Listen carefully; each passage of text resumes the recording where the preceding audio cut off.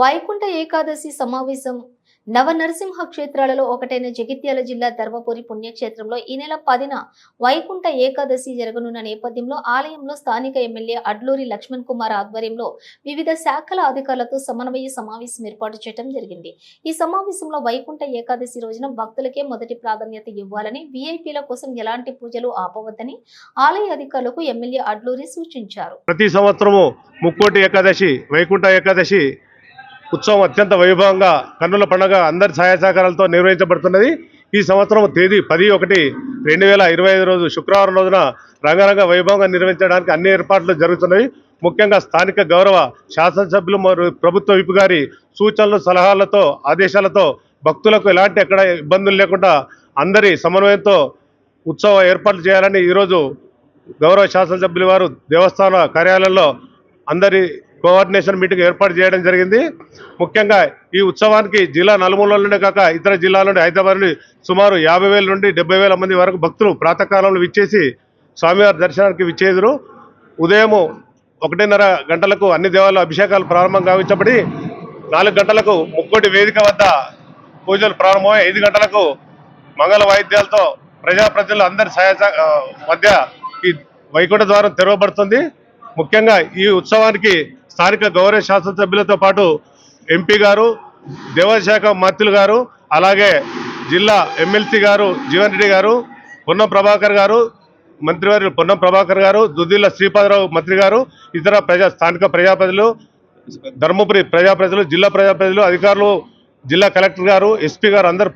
పాల్గొనేదారు. భక్తులకు ఎలాంటి ఇబ్బందులు లేకుండా ఈ ఉత్సవం నిర్వహించబడుతుంది. కావున భక్తులంతా ఈ ధర్మపురిలో జరిగే ముక్కోటి ఏకాదశి ఉత్సవానికి విచ్చేసి స్వామివారిని దర్శించి స్వామివారి కృపకు పాత్రలు కావాలని మనవి చేస్తున్నాము. నరసింహస్వామి దేవస్థానం ముక్కోటి ఏకాదశి రోజు 10వ తారీఖున వైకుంఠ ద్వారం వేద పండితులు నిర్ణయించిన సమయం ప్రకారం వైకుంఠ ద్వారాన్ని సుమారు 5 గంటలు వేద పండితుల యొక్క మంత్ర ఉచ్చారణ ద్వారా మరి ఆ ఒక్క ముక్కోటి ఏకాదశి పర్వదినంన తెలంగాణ ప్రజలు, అన్ని వర్గాల ప్రజలు పెద్ద ఎత్తున ముక్కోటి ఏకాదశి ధర్మపురి లక్ష్మణస్వామి వైకుంఠ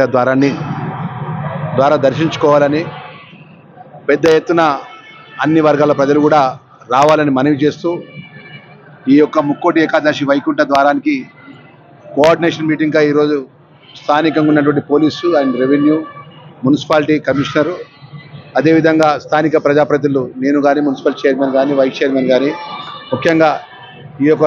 ఈఓ గారు, శ్రీనివాస్ గారు ఈఓ గారు, మరి వారు చాలా సంవత్సరాల ఇక్కడ ఈఓగా పనిచేస్తున్న వారికి ఉన్నటువంటి అనుభవం బట్టి సామాన్య ప్రజలకు ఇబ్బంది జరగకుండా వైకుంఠ ద్వారా దర్శనం జరగాలని, సమయానుకూలంగా దైవ కార్యక్రమాలు జరగాలని, దేవుడి దగ్గర అందరూ సమానంగా పూజలు కానీ ఆ సాంప్రదాయాలు కానీ జరగాలని చెప్పేసి చెప్పడం జరిగింది స్థానిక శాసనసభ్యుడిగా. ఈరోజు ఏదైతే మన శ్రీ శ్రీ సచ్చిదానంద సరస్వతి స్వామి మహాస్వాముల వారి యొక్క ఆధ్వర్యంలో ఈ ముక్కోటి ఏకాదశి వైకుంఠ ద్వారాన్ని పూజలు జరపబడతాయనే విషయాన్ని కూడా శాసనసభ్యుడిగా నేను మనవి చేసుకుంటూ ఈ మన బ్రాహ్మణ అగ్రహారం ఈ ప్రాంతం అంతా వేద పండితులు ఉన్నటువంటి ఈ ప్రాంతం అంతా కూడా దైవ యొక్క కార్యక్రమాన్ని దైవ నిర్ణయం ప్రకారమే జరగాలి తప్ప ఎక్కడ కూడా ఎలాంటి కూడా ఆలస్యం జరగకుండా కార్యక్రమాలు జరగాలని చెప్పి మరొకసారి చేతులు జోడించి వేద పండితులకు మనవి చేసుకుంటూ ఈరోజు ఇంత గొప్ప ఉన్నటువంటి ఈ పర్వదినాన్ని అన్ని వర్గాల ప్రజలు కూడా దర్శించుకోవాలని చెప్పేసి ఆ యొక్క శ్రీ లక్ష్మీనరసింహస్వామి యొక్క కృపకు అందరూ పాత్రలు కావాలని కోరుకుంటూ మరొకసారి ఏదైతే ఎండోమెంట్ డిపార్ట్మెంట్కి సంబంధించినటువంటి శాఖ మాత్యులు కొండా సురేఖ గారు, ఈ జిల్లాకు సంబంధించిన మంత్రివర్యులు శ్రీధర్ బాబు గారు, అదేవిధంగా పొన్నం ప్రభాకర్ గౌడ్ గారు, గౌరవ పార్లమెంట్ సభ్యులు వంశీ గారు, ఎమ్మెల్సీ పెద్దలు జీవన్ రెడ్డి గారు, గౌరవ శాసనసభ్యులందరూ కూడా ప్రతి ఒక్క ప్రజాప్రతినిధులందరూ కూడా ఈ యొక్క వైకుంఠ ఏకాదశి ముక్కోటి ఏకాదశి వైకుంఠ ద్వారానికి అందరూ కూడా ఆహ్వానించడం జరిగింది. జిల్లా కలెక్టర్ గారు, ఎస్పీ గారు కూడా ఆహ్వానించడం జరిగింది. ఈఓ గారు స్వయంగా వెళ్ళి వారికి ఆహ్వాన్ని కూడా ఇవ్వడం జరిగిందనే విషయాన్ని కూడా మనవి చేసుకుంటూ సామాన్య ప్రజలందరూ కూడా మనవి చేసుకుంటున్నాం. ఎవ్వరు కూడా ఎక్కడ ఇబ్బంది పడద్దు. మీకు సమయకాలంగా ఇక్కడ అన్ని సౌకర్యాలు ఏర్పాటు చేయడం జరిగింది. ఎక్కడ కూడా